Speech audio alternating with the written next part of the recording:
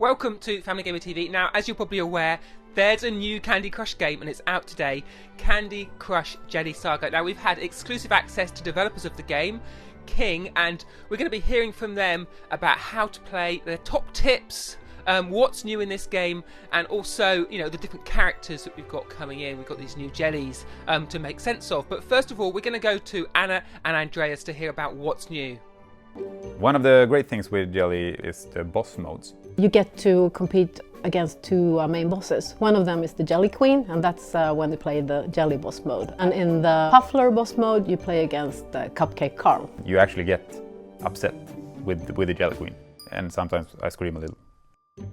The map has been like a natural progression through the different Candy games. It's 3D. It's like a globe that you drag or scroll into, so it's a different feel to it.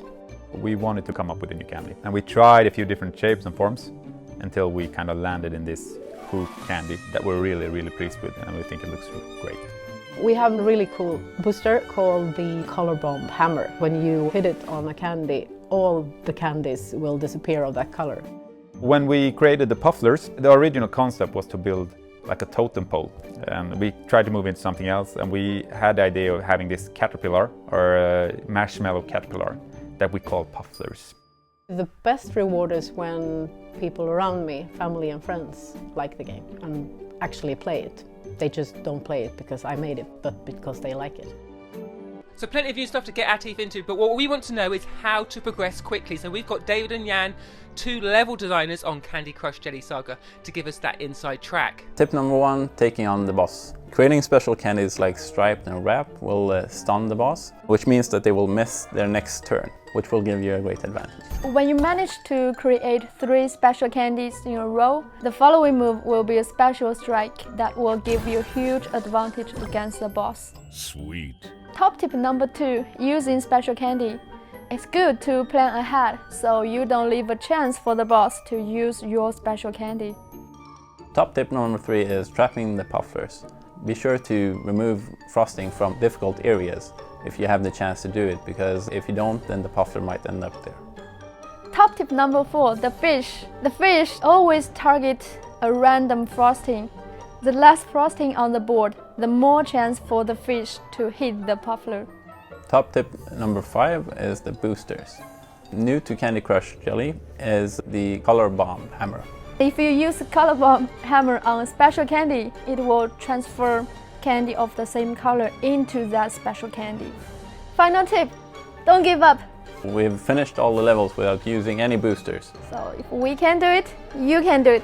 So there you go, that should get you progressing quicker than some of your friends or colleagues. But now we've got Seamus and Marie to talk about the characters in Candy Crush Jelly Saga, what's going on behind the scenes as the game develops. One of the great things about Candy Crush Jelly Saga is that it's a sister title to Candy Crush and Soda. It takes place in another part of the Candy Kingdom. It starts out with our heroine, Jenny, who's a little Yeti girl. She's the niece of Mr. Yeti from Candy Crush Saga. Her journey starts when the Jelly Queen kidnaps her uncle. The Jelly Queen has an overarching plan to create a Jelly World. This was actually the main inspiration for our game and for the Jelly Queen. They were laughing at us walking out of the shop because they'd never seen someone buy so much jelly. When designing the Jelly Queen, we had to strike the right balance, make sure that she was still likable as a villain. When you lose, she'll come onto the screen and throw jelly in your face and laugh at you. Cupcake Carl is one of the hench creatures of the Jelly Queen, and on the side he likes to wrangle Pufflers.